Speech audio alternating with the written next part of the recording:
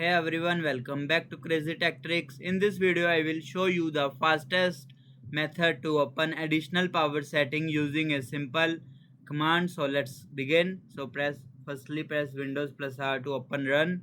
Then you will type the command control.exe/name microsoft.poweroptions. Then click on OK.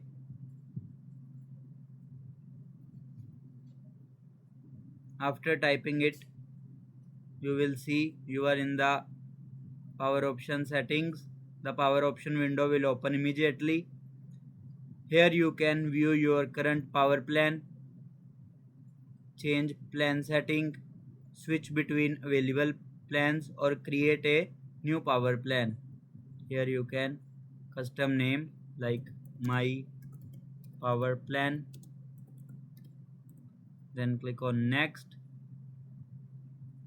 Here you can select like, then click on create. Then you can switch between the power plans.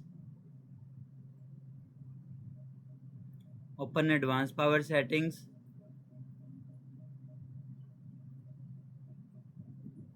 Here you can see more about power plan. You can change plan settings, change advanced power settings.